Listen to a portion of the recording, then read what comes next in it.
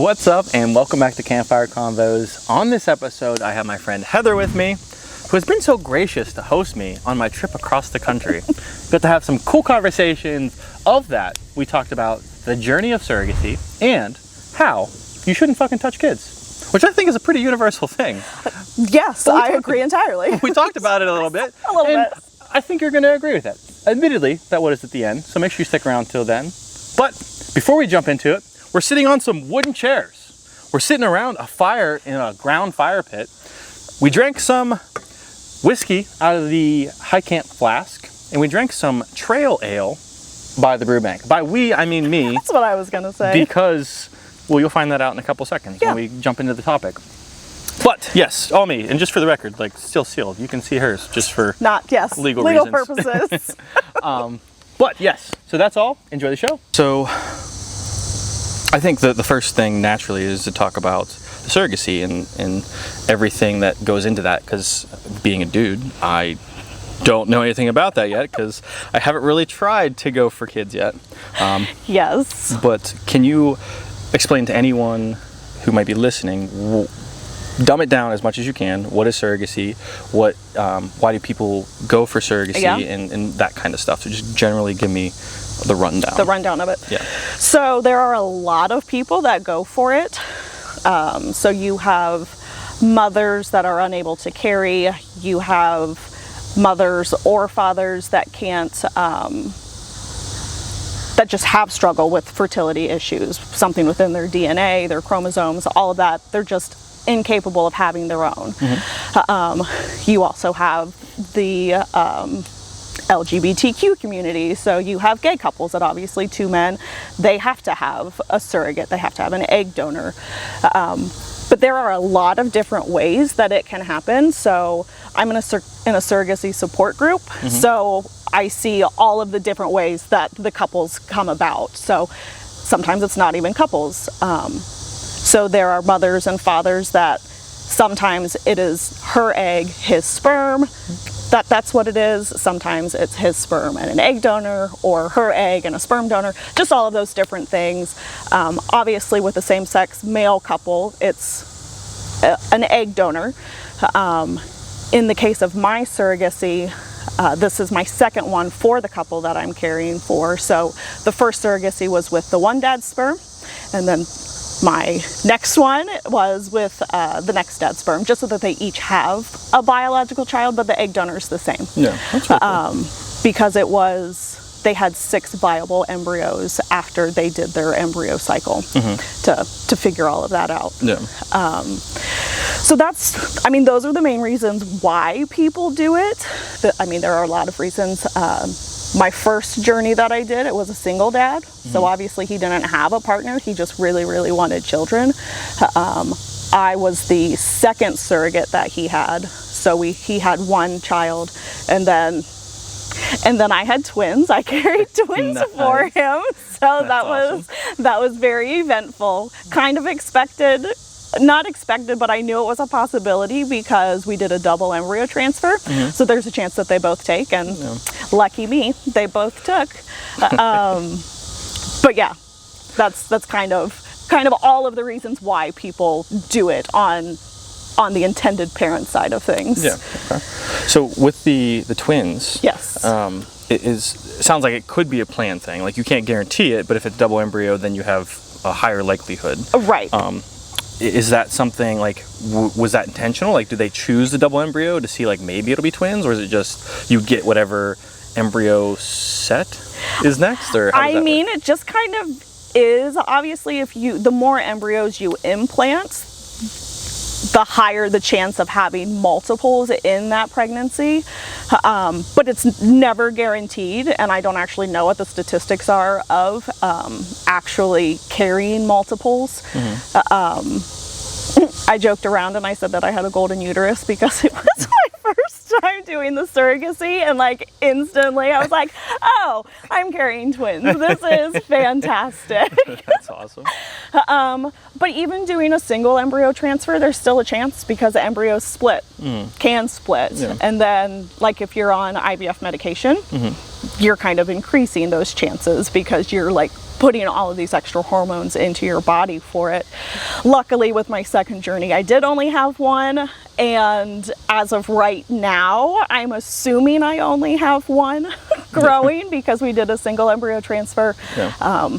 But that's not known until we go for the heartbeat confirmation, which is, So, say you're a parent that is going for the surrogacy and you want one child. Yeah. What happens if you get two? Are you automatically responsible for both of them? Or, like... You are, and this is actually a very touchy subject, and it's one of the reasons that matching for surrogacy is really, really important. So, the whole beginning process, all surrogates have to fill out an application, and it kind of says what they're willing to do and what they're willing to work with. Are they willing to work with homosexual couples? Are they only wanting heterosexual couples? Do they want a single parent? Do they want two parents?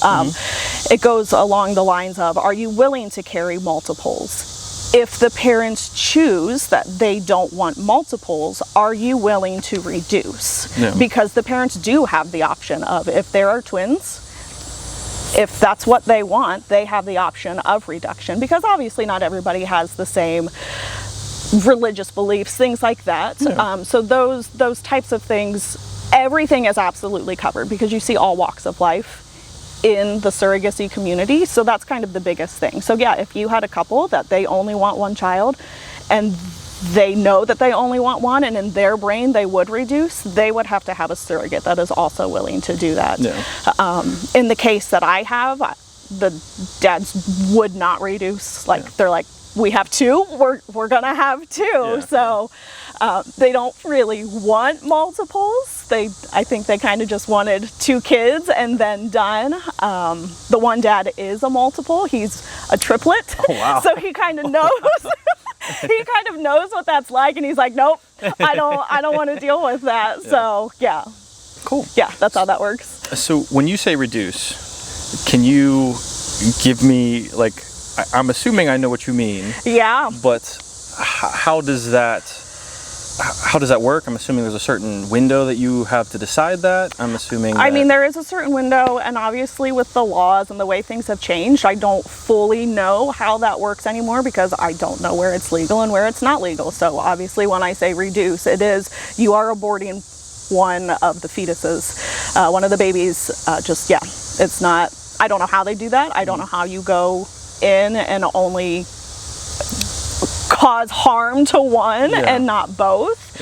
But that's kind of my thing. Like, that's not really what I was down for. So having a couple that was like, if it's multiples, we'll keep multiples. I'm like, okay, this is a couple that I want to work with. Yeah. Absolutely. Well, yeah, because you definitely want to make sure you do your job it's not necessarily your responsibility, but it would be a nice peace of mind to be like, oh, I'm giving this child to a not piece of shit family. Right? Like, oh yeah, right. That person shouldn't have kids. Here's one anyway. Yeah. So that's actually one of the things that I really love. So I work with an agency called Family Source Consultants. They're based out of Chicago.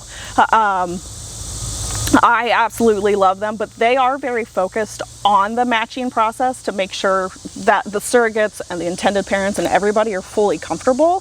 So, like, I've never done online dating, like, no knocks to people that have, but like, I've never done it. But in my brain, what I went through for the surrogacy is kind of like that. So like, I filled out a profile, kind of talked about who I am, how I live my life, kind of like my diet, how I've raised my kids, just giving them a basic overview of who I am and the type of human that would be carrying their child and the environment that they would be growing in. And then all of the intended parents do the same thing. So they have their own profiles. They give their background, where they went to school, where they went to college, what their religious background is, how they live their lives currently, how they look to raise their children in the future, just those different types of things. So it gives you a better understanding of who the person is, who you're working with. Do you agree with how they're going to be raising a child? Because even though it's not my kid, like, I am still handing a living being over to somebody, and I do care about how they're being raised and that they're being looked after and taken care of in the best possible way. So that was really great for me to know just kind of a little bit more about the couples and the people that I was caring for.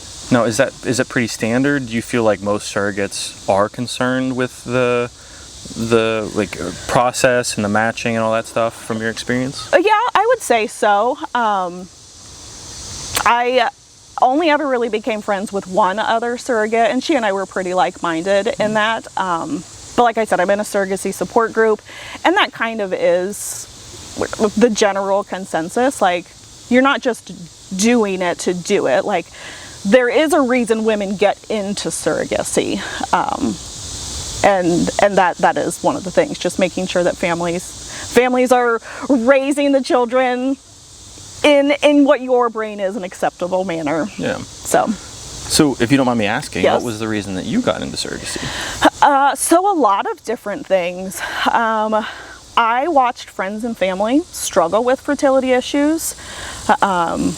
I don't really have permission from my sister to say this, but she doesn't know that I'm doing this. She struggled with fertility issues. Yeah. So I had already had my son. So that is a prerequisite to be a surrogate, is that you have to have already carried children to term. Okay. Because they have to know that your body's able to do it. Yeah, yeah. So I had already had my son. She was having struggles. So I had offered to carry for her. That didn't end up needing to happen. She has 2 beautiful children of her own now. Awesome. But just watching that, I also had really, really great pregnancies, and I loved being pregnant. Like, I know not every woman can say that. Some have really rough pregnancies, but I had great pregnancies. I had 2, fabulous, had no complications, any of that. But I knew that I was done having kids. Yeah. So I was divorced. I had 2 kids. I had originally wanted 4 kids. So, like, in my brain, I'm like, I'm not done having babies, but I don't want any more of my own. Yeah. So, yeah, that's just kind of what took me into it. Surrogacy wasn't uncommon for me because my cousin has done it 3 times. Oh, wow. Okay. My cousin's wife, so still my cousin, but she had done surrogacy twice.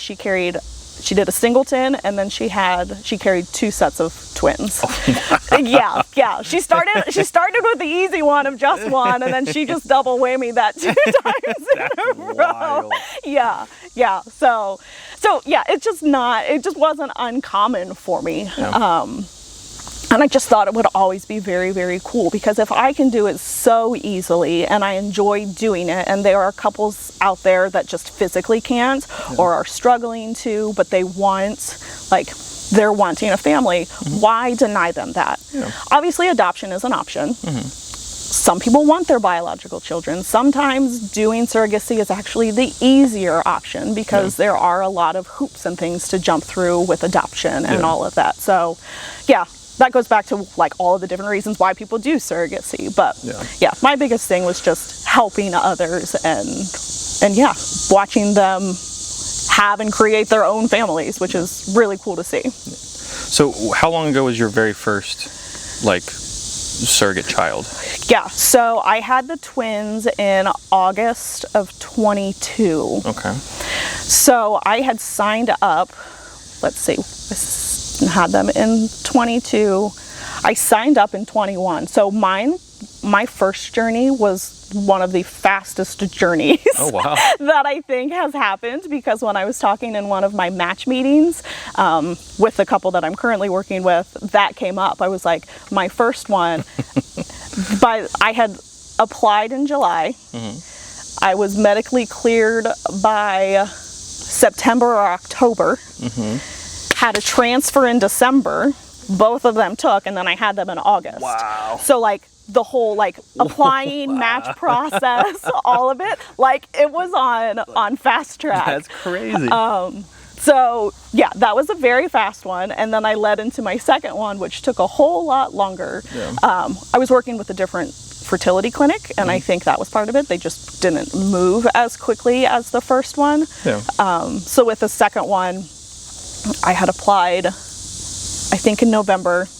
I matched in December, but we didn't do our first transfer until July of that year. So that one took a little bit longer.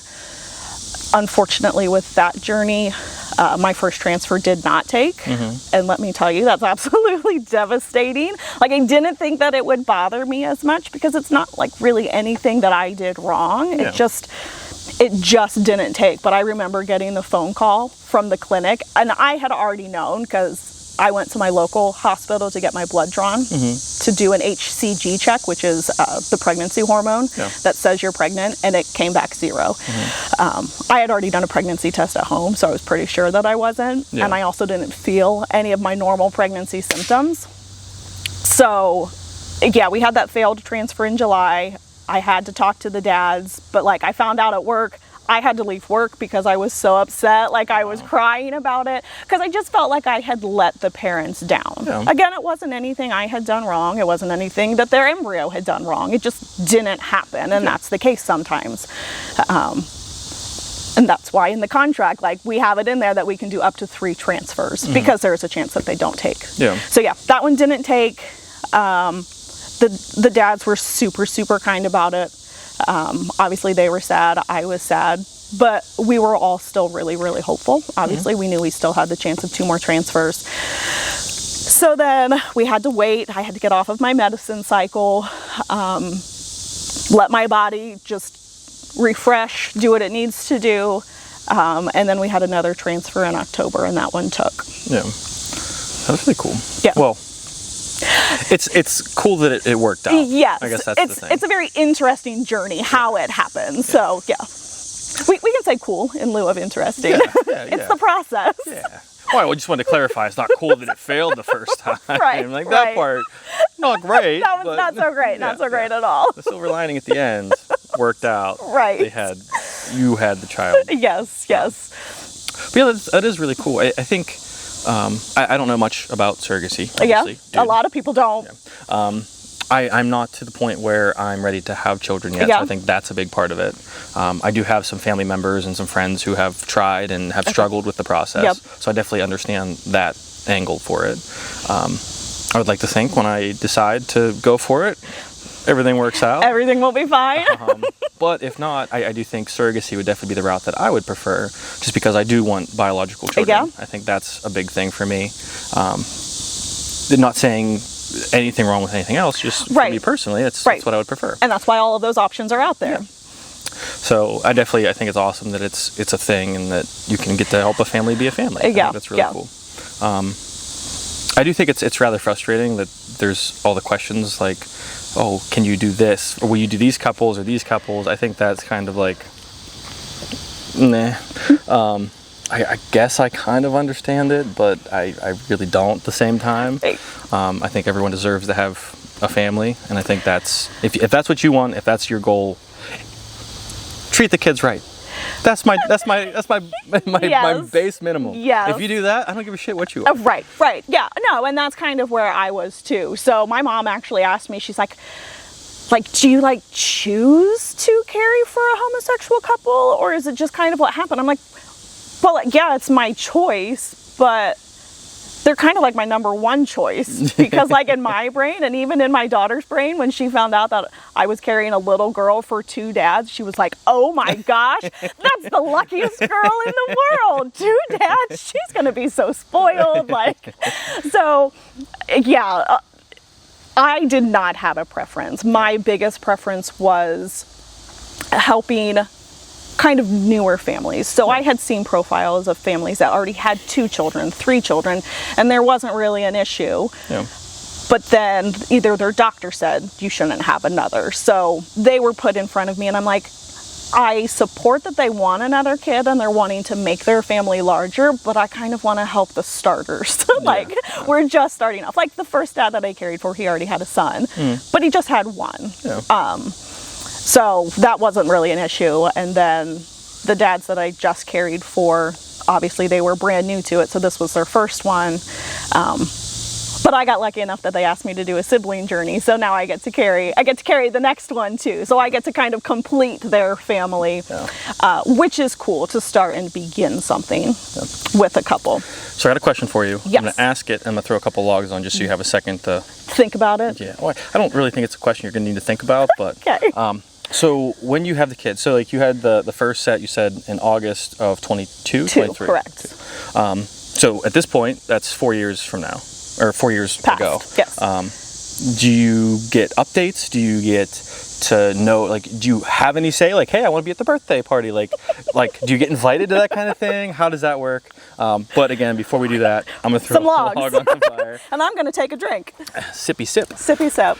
This log was purchased by Matt Izzo. Thank you, Izzo. If you'd like to be like Izzo, link down in the description.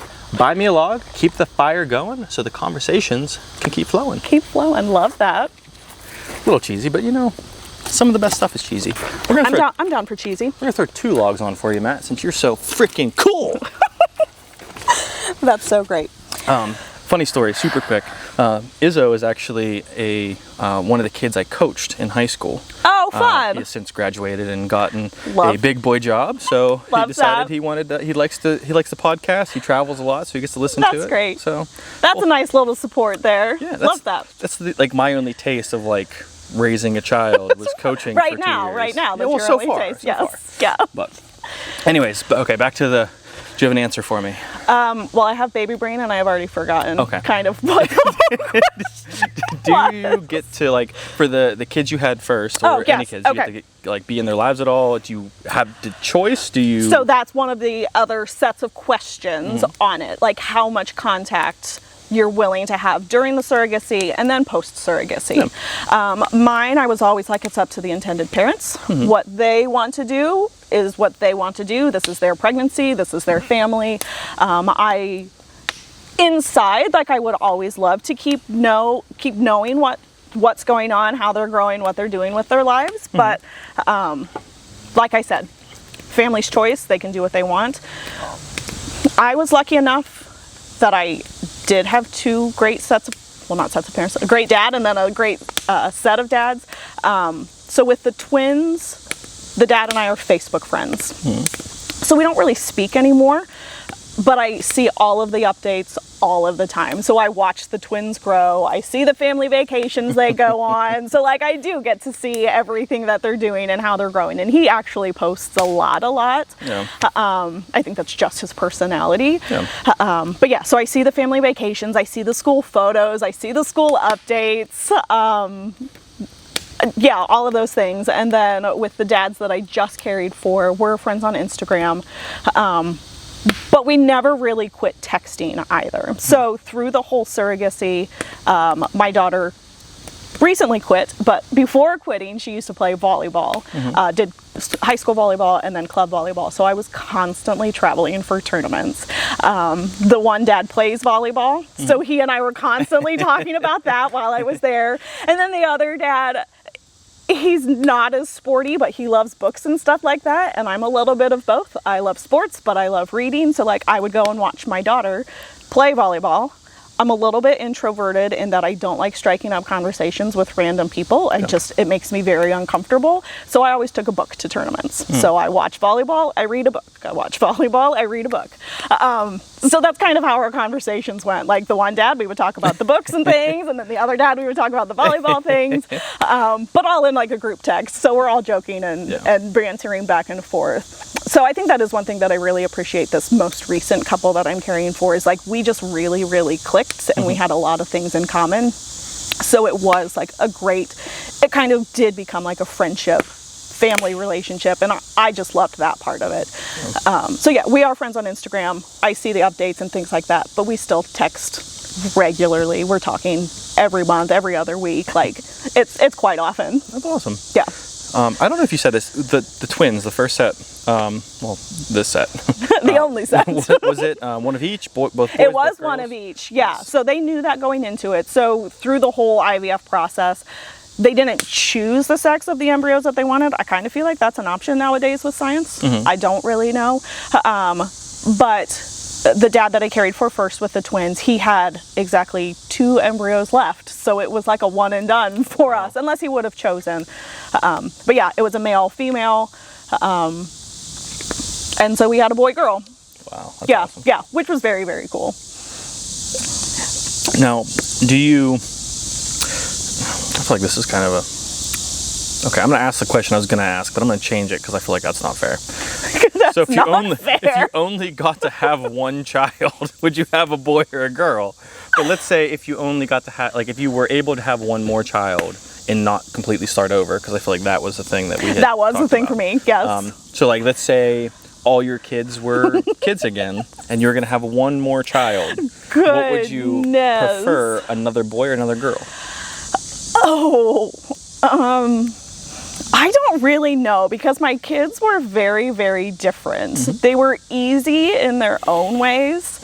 I think I got super, super lucky with my kids, and that I do feel like they were easy kids. Isaiah was a little bit of struggle. I would say that he was probably my harder child, which is odd, because generally they say the boy is easier. Oh, that's a really hard question, because like Isaiah is the love of my life, because he was my firstborn and my baby boy. Like, he's 20, he just turned 20, but he's still my baby boy. And then my daughter's like my best friend. So if I could do it, if I was doing it right now, Yes. I would say a boy. I would say a boy, because my boy is grown and out of my house. And my best friend is still sitting there with me. Like, she's 16, she still has 2 more years of school. I would say a boy. That's awesome. Yeah. I mean, we are pretty great. Sure you are. I got a couple more questions. If you have any questions, shoot them back. Yeah. I want to check the camera super quick, just because I don't have Carla here to check my camera. That's fair. Make sure that everything is being recorded. Carla. We do, just a little bit.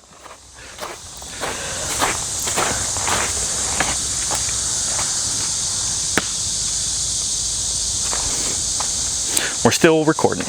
I see us, so. Yeah, now I had to turn the other way, so it was black, and I couldn't tell at first if it was recording or not. Right. Like, well, that was a good episode that we didn't get to. Right. Okay. Right. Let's do it again. Yeah, one more time. You have time, right? All the time in the world. We're not already on a time crunch. Speaking of, let's check where we're at.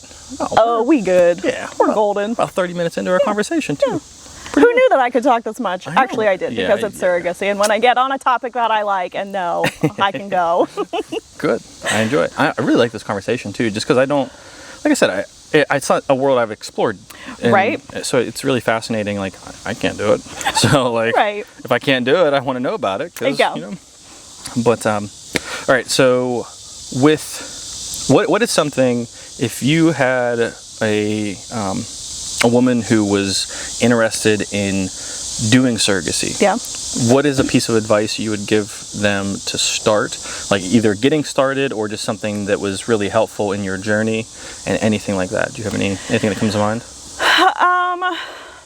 Patience, I think, is the biggest thing. Knowing your body, knowing what you're comfortable with, and then patience in the process. Because like I just said, between the 2 different surrogacies, every journey is different. Like, just like every journey in life is different. Also, be prepared. So I think that's one of the biggest questions that I receive from people is, well, how do you give it up? For me, that was like a non-issue, because again, I knew I didn't want more kids, so I wasn't going to become attached to it. Also, none of it's my DNA. No. It's not my egg, so it's not my child. That's the biggest thing in surrogacy, is when you're working through an agency. If you're doing stuff on your own, you can do it however you want to do it. But when you're working through agencies, the surrogate has no biological relationship to the child at all. So in my brain, I always looked at it as like foster care. Yeah. I'm fostering this child. The intent at the end of it is to put it back in its parents' arms. So I think that's my biggest thing, is make sure you do know what you're getting into, because you are growing a human for 9 months. That's really, really hard to not get attached to. Really, really hard. Yeah. So actually with this last journey, it was a little bit more difficult, because we did have more of that relationship side of things, because we spoke so regularly and we got along. With this one, I actually, I breastfed her after I had her. I knew I was going to pump for them, but I also, in the hospital, I breastfed her, and that kind of gives you a little bit of an attachment when you're sitting there, like, just taking care of a child in your fullest capacity as a woman. Like, I'm like, oh, I miss this stage, because infancy was like my favorite.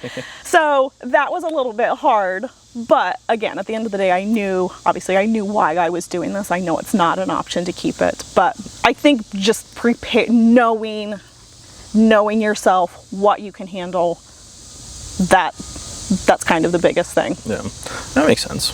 And I feel like that would be, like, I think that's also an important part of like having your own before. Like, if you had your own child, that one's yours. Right. Like, this isn't your first one. You're like, I didn't know what this was going to be like. Need it. Yeah. Because I do think, like you said, that's going to be a very intense thing, right? Like, it's a 9-month commitment, at least. Yeah. And then you're birthing it. Like, yeah. Like, it seems like it'd be an intense attachment. Just like, slight, yes. So yeah, I think that's good advice from my non-expert opinion. From your male non-expert opinion of the situation. Which is the best expert opinion. If you say so. Okay, I want to change up the topic a little bit. Yes. I'm going to throw a piece of wood in there, because I feel like we've covered most of what I know to ask about surrogacy. Before we switch, actually, is there anything else you would like to mention? Either something you've taken away, something it's taught you, something you haven't liked, and anything that comes to mind that we have not talked about yet? I can't really say that there was anything that I haven't enjoyed, which is odd because who likes giving birth? But with the whole surrogacy journey, there wasn't really, I have not had any negative experiences with it. I can't say that that's the case for every surrogate. No. I know some that they were supposed to have contact afterwards, and then it just literally went no contact. But no, I don't have anything that I didn't enjoy about it. Loved the families that I've helped. Obviously, I love it enough that I just keep doing it. Unfortunately, this is my last one because I max out. I will be 42 this year, and my doctor said you will be done at 42. So technically, I can do one more after this because you can do 6. Mm-hmm. And this is my 5th pregnancy. So yeah, my biggest takeaway is I would have started sooner. But I wouldn't change anything about the journeys and the whole process of it. At the end of the day, like it was a really all around great experience for me. I had great supportive friends and family. Yeah. So that made me think of a question. So 4 years ago was your first one. Yes. So that would put your daughter at what, 12, and your son at 16. When I started, they were 11 and he was 3 years older at that point. So 11 and math, why is math hard for me? 14. Goodness. So yes, they were 11 and 14 when I signed up for it. Okay. You said you would have started sooner. Yes. Do you think it would have been, it would have been just as, I don't want to say easy because it's not going to be easy, but like, do you think having a smaller child that you're caring for at home would have been difficult while being pregnant? Do you think, because like your experience now, right, is you have one almost adult and one preteen. Yeah. While you're pregnant. Do you think it would have been a different experience for not only the pregnancy, but like the raising your kids and everything if you would have started sooner? I don't think so, because I already knew what it was like being pregnant while raising a child. So I have 2 kids. Yeah. So I was already doing that when I was pregnant with JC. I had a 2-year-old that I was chasing around the house and taking care of and working and all of those things while being pregnant. So I kind of already knew what that was like. Yeah. So the biggest thing was jumping back into it 12 years later. Yeah. Obviously my body's older. It's not as, I mean, I have a very healthy body. I'm a healthy human being, but you are older, you get more tired sooner, like all of those different things. Yeah. But yeah, I don't think starting sooner would have been an issue because of the age of my children. Yeah. Okay. Interesting. Yeah, I just didn't start sooner because my ex-husband didn't want me to do it. So when I was married, it was like an absolute no. Yeah. He still even pushed back after the divorce and didn't want me to do it, but I was like, not your decision anymore. This is my body. Nice. Yeah. But that's kind of what paused it a little bit, because I still had that in my brain. Like, he doesn't want this. I do have 2 children of my own. How does this affect them? Mm-hmm. So kind of one of the reasons I let them get older, so I could sit down, have a conversation with them. Because it was a 3-person decision. I didn't just say, oh, I'm doing this, you guys deal with it. Yeah. So yeah, they were in on the process. They're like, I don't care. JC's like, just as long as you don't bring a kid home, because I don't want to be a middle child. Like, that is very, very fair, JC. Fair. I shall not bring one home. Yeah. No one likes the middle child. No one. She's the baby. I'm the baby. He like trying to call out your middle brother. Yeah. I don't know your name, but I feel really sorry for you that you have to deal with this one. It was all right. Actually, me and my middle brother were super close because we're closer in age. And I mean, now me and both my brothers are really close, so that's great. But it's cool being adults, children. Like, that's fun watching my kids too. Yeah, they've just gotten closer as the years have gone, and that's really fun to watch. Yeah. I think that's part of like the whole family building thing, that like full circle. Like now I'm really close with, I've always been close with my parents, my brothers. Yeah. But now that, you know, we're an adults and we're making our own decisions and we're, you know, dealing with our own fuck ups. Right. You know, dad can be a little more friendly about stuff than he used to be. And mom can be, I mean, mom's always been supportive, so. Yeah. But I always say, like, dad was the, like, who you go to when you need to fix something, and mom was who you go to when you needed, like, that it's okay, like, support kind of thing. Yes. Which I think you need both. I think there's a balance in that. Oh, yeah, I completely agree. But yeah, I definitely got lucky with my parents, and just the whole evolution of our relationship has been awesome. I moved out late. So, like, I moved out after college. I was there for maybe 2 years. No, I don't think it was that long. I think it was maybe just a year. Working, living at home, saving money, moved out, moved a couple times, moved back in for a little while. I played that same game. Yeah. Well, I think, little mini tangent. Yeah, hit me with it. I think that, especially now with how the world is, I think it's better for a family to live together and have, like, I think it's important to have your own space, right? Like, so I was stereotypical, lived in the basement. Couldn't bring girls home. There's a basement door. Fantastic. No, but having that separate space where, like, this is my space, they respect that it stayed out of it for the most part. I would have liked to have, like, full-on apartment space, but it was just like a bedroom and maybe a mini fridge at some time. But if I had the mini fridge, hot plate. If I had food, I wasn't never leaving. So yes. But I do think that it was super frowned upon for a long time to, you know, be an adult and live in your parents' house. Yeah. I think it's the best way. I think the problem is, if you're an adult and you're living at your parents' home, you should be contributing to that home, right? And I didn't do that. So, right, like, mom was still buying food for the whole family. She was still cooking for everyone. Yeah. Like, we're cleaning, like, grass needs cut. I'm going to cut the grass. Okay. Things need built or fixed around the house. I'm doing that. You're helping with that. I'm still contributing to the house, but I'm only contributing some time and effort. I'm not contributing money. Yeah. And granted, there was a large pay gap between what I was making out of college and what my parents made. Right, yes. But I really wish that I would have contributed more to that, because I think my parents would also be a little further ahead without, you know, 3 mooches living in the fucking house. That's very fair, yes. But I don't think they cared at all. I think they really enjoyed. Yeah. And like I said, we have such a close family. Yeah. That was part of the whole thing. And my dad brags all the time because he has friends who are like, why do your kids like to hang out with you all the time? Yes. Because we fucking love our family. Yeah. I don't think people don't hang out with their family because they don't love them. I think it's more of a, I think it's more of a, they can't be them true selves a lot of times, or they can't do the things that they really want to do. Yeah. My family, like, hey, I want to go do this. I don't want to. Okay, cool. I'm going to do it anyways. Right. You go do your thing. Yeah, yeah. And I think that started off, like, even in college. Like, I'd come home from college and we'd be doing something, or I'd be like, I'm going to do this. And my mom would be like, no, you're not. I'm like, Mom, yes, I love you. I love you. I really do. I want to tell you this stuff. I don't want to hide stuff. Yeah. Because I've always wanted to, you know, lean into honesty. Yeah. But if I have to lie to you to go do the thing without getting shit for it, I'm gonna do that. So either don't give me shit for it and let me tell you, or that's what's gonna happen. Yeah. And I mean, it turned a lot of stuff where, you know, it was one of the ones that come to mind is I brought my girlfriend at the time home in college. Okay. And she's like, you can't sleep in the same bed as your girlfriend, which I'm like, okay, high school, I'm in your roof, understand. Yeah. I'm staying at college. She's gonna be in my bed there. Right. If you want me to come home, I have to have that. She's going to sleep in my bed here. That's the thing. Like, it's that or don't come home. And, you know, I think that's the ultimatum thing I'm not a huge fan of, but I understand it. Yeah. But yeah, those conversations, I've had an awesome family in that aspect where you can have those conversations and it's not it doesn't hurt the relationship at all.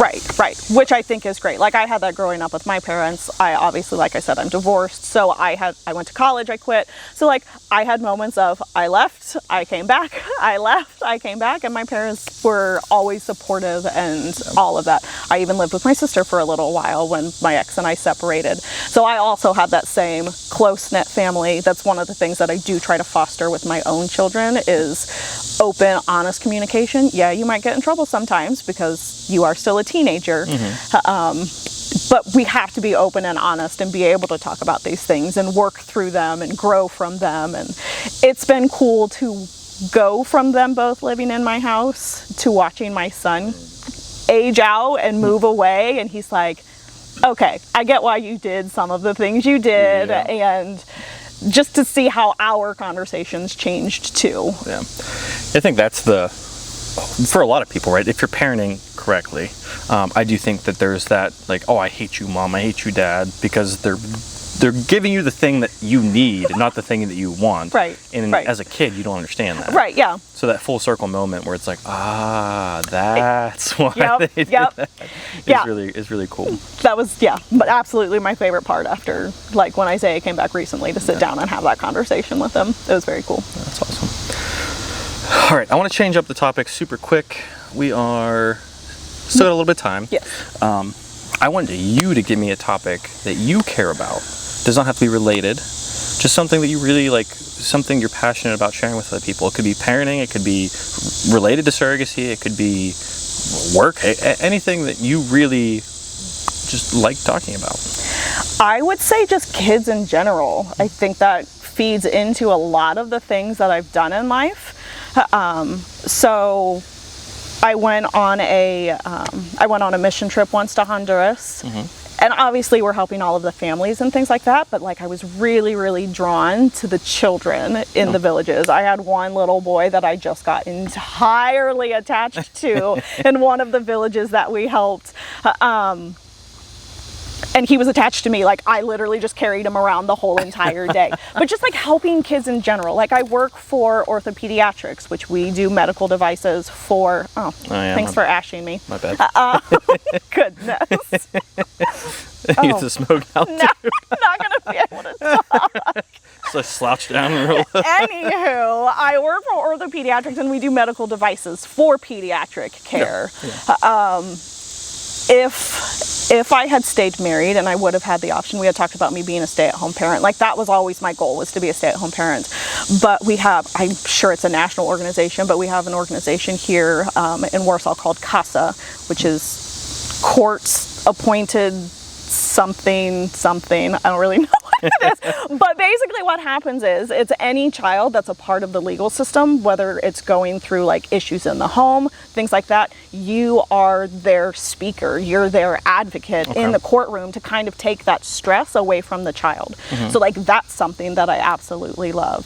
The surrogacy side hits on it of helping families have their own children. I recently joined a local group, well, Warsaw's chapter of it, Breakfast Optimist Club, which we do different events. We have a golf outing, a car show, we do fall decor and things like that. But the goal of the entire organization, we meet every Wednesday morning at 7, which is horrible. I am not a morning person, but the point of the group is to raise funds to put back into the community for children. So we give out scholarships and different things like that. So I think that's very, very cool. So I think honestly, at the end of the day, like my biggest passion has always been children. I worked at a daycare at one point in time and I just freaking loved it. Like, let me love on all of these kids in the world. The ones that need more love, that are struggling, even the ones that are like, their cup is full of love. Like, just let me love you.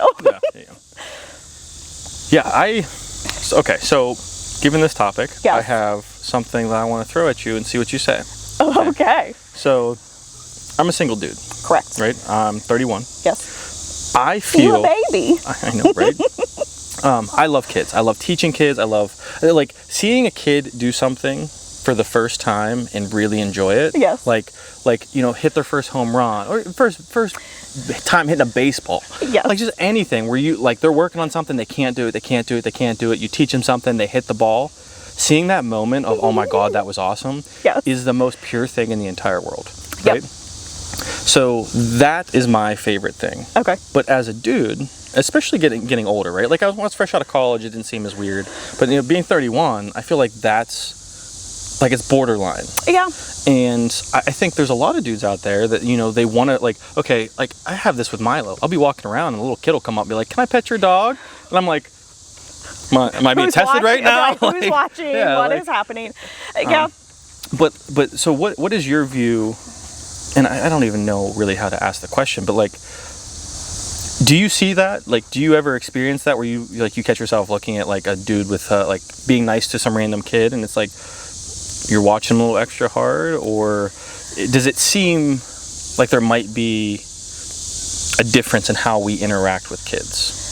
I think there's definitely a difference. I think as a society, we look at the females as that mothering, nurturing person. So if you see a female that's out there taking care of a child, her child, another person's child, any of that, it's not as weird as if you see a single male doing the same thing, which I don't think is right. But unfortunately, there are a lot of things that have happened that have kind of made it that way. That kind of goes into like, I don't like it, but I understand it. Right. And I don't like that for the men that do have that heart and that passion for children. Yeah. I think that you guys do have to be a little bit more cautious about how you go about things. Maybe it is you only work with males. I think that's one of the reasons Big Brothers, Big Sisters is a thing, because the males are with the males and the females are with the females. Yeah. I think men probably do have to be a little bit more cautious, unfortunately. Yeah. You're going to get a tail. Yeah, we're about to. You're going to get a tail in the... Marla, what are you doing? I'm sniffing. Say I'm sniffing. Hey, lay down. You're about to enter. You're going to be straight booty hole to the camera, dude. Nobody wants that, honey. No, but I don't think at the same time, like I don't think that should deter men from doing stuff. Like if you have a passion for children, just figure out the correct outlet for it, whether it's coaching and things like that. I mean, obviously you see a lot of male coaches of female sports teams, so it can be done. It's just making sure you're appropriate. You are not in situations that could be misconstrued. I think that goes into like a lot of things like, I don't know. Yeah, I think my approach has been like, there was a period of time where like I just wouldn't be around kids. I'm like, I feel weird. Aww. Like I don't, you every once in a while you get a look like, what are you doing? And my approach now has been, I know I'm not doing anything wrong. I know I have good intentions. You can look at it however the fuck you want. Call me out for it and I'm going to make you look dumb because I know what I'm actually doing. Yep. And I think that's become I'm just accepting it. Like, I know I'm not being creepy. I know I'm going to go on record and say this. If someone touches kids, fucking shoot them. I don't give a fuck who it was. Yeah. I don't care. I literally don't care. Yeah. If you hurt children in any way, fucking end them. Go on record saying it. I don't care. Nope, I fully support that. That's a big thing. I mean, that's obviously why there are issues in jails when people go to jail for pedophilia type issues. Yeah. Like even the worst of the worst criminals are like, no, you don't fuck with kids. Like, don't fucking touch them. I will fuck you up. And they kill them. And there's a reason for that. Yeah. And I think that's one. I love that. Like, I love that. The bad community. Yes. I don't know what to call them. Has it's just an accepted thing. Like, hey, we'll deal with a lot of stuff. That's wrong. Like murder. Murder's bad. Murder's real bad. There's situations where killing someone is justified. I'm just saying. I might kill you after this podcast. I'm just kidding. Understandable. It'll be on video. We're going to have evidence. She said it now, so... I'm going to make sure he shuts it off first, and I will edit it out. If I go missing, she can't edit. We're fine. I cannot edit. That's right. No, but like, I do think, like, you have these... There's certain things that the world, as a majority, are like... Yeah. Don't do that. Yeah. But but I do think that goes in, and because I feel that way, I think that really reinforced the, like, I'll publicly say it. You hurt a kid in public, dude, you're fucked. I don't know. Yeah. I don't need to know the situation. So the thing that comes to mind, when I was with Walmart, right? Mm-hmm. I'm a salaried member of management, so there's certain things that only the salaried members are allowed to do. Okay. One of the things, it was called Code Adam. So Code Adam meant there's a child missing in the store. Okay. So management covers every exit. Okay. And no one's allowed out. Yeah. You can't leave with a child. Right. Unless, like, you we can approve make sure that they belong to you. And I remember the first time they called one, we all covered the doors. And after we found the kid, he was just wandered off or something, something simple. But I remember talking to my store manager after. Mm-hmm. And because there's a lot of things, like, you talk about how to not get fired, right? Yeah. Like, there's certain things you can't do, especially in certain situations, that will get you fired. And I'm like, dude, I'm telling you right now, I'm gonna ask you this question. I don't care what your answer is. I just need to know if I need to be prepared to be fired or not. Because if someone tries to walk out that door, like, if someone's stealing, right, and they get to the door, you're not allowed to chase them out in the parking lot. Okay. Because at some point, someone ran out in the parking lot being chased, got hit by a car, and sued Walmart. So now we're not allowed to do it. Okay. Right? I don't give a fuck what happens to me. If someone tries leaving this, we're under Code Adam, someone tries leaving the store with a child, I will fucking kill them. I will chase them out of the building. Like, they are not getting past me. I don't care. Yeah. And I remember, like, basically he's like, yeah, no, if they fire you, they fire all of us, because everyone's going to feel the same way. Everybody would do that. Yeah. But that's the kind of thing where it's like you say what you want to me. Don't hurt people I care about, family, friends, and don't hurt kids. If I witness it, I'm no longer in control of my actions. Like, legitimately. Yeah. Like there's a switch that is switching. Legitimately scary. Like, I used to have anger issues that were kind of like, and that's one of those things. Like, I completely under control, right? Like, I lose my temper every once in a while, but it's very controlled to, like, myself. Yeah. Like, can handle it. But I refuse to let myself control that. Like, if I see you hurting someone, I don't give a fuck. You're like, I am going full blown. Yeah. I'm not holding back. I'm not doing anything. I'm not restricting. And you know what? If it happens, it happens. If I get my ass beat, I don't give a shit. You know what? You did it for a good cause, like a good reason. I slowed you down long enough. Other people got here. Somebody else could step in. Yeah. Nope, that's very fair. But yeah, I like to think I can handle myself. But just in case, yes. Slow them down at least long, and I get their shoelaces or something. Trip them up. Yeah. But yeah, no, I think that's a more. It's a pretty universal thing. Like, there's the only ones that don't agree with it are the ones doing it. That have the issue. Yes. Yeah. Nope, that's very fair. Yeah, it's a very fair assessment. But anyways, all right, what are we at here? All right, we're at 52. I think we need to roll out because you're going to be. You have like close. 8 minutes of my time, so we should probably roll out. I can't believe. Because I have my own kids that I have to go do adventures with. Yeah. You're fun to adventure and meander with. I do appreciate that. Meander more. That's a good word. But I do love my kids just slightly a little bit more than you. That's valid. They get the priority. Understandable, I guess.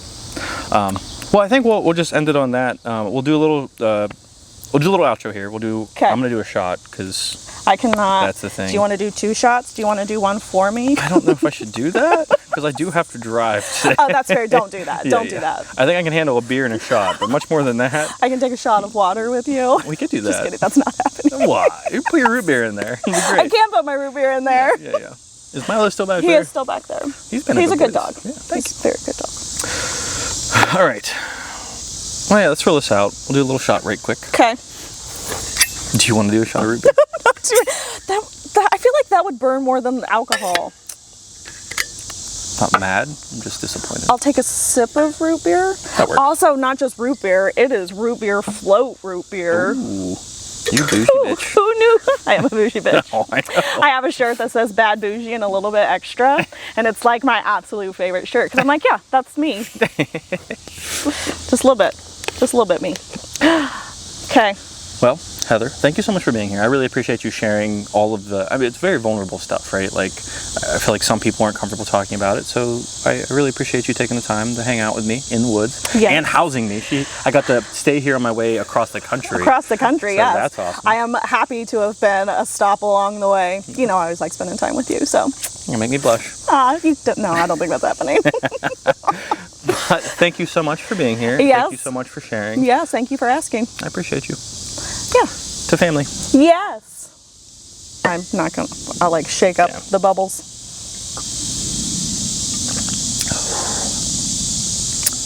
Good soup. Good root beer float without the ice cream. I might need a sip of that before we roll this out. You can, in fact. That's all we have for this episode. If you've made it this far, I really appreciate you. And until next time, peace!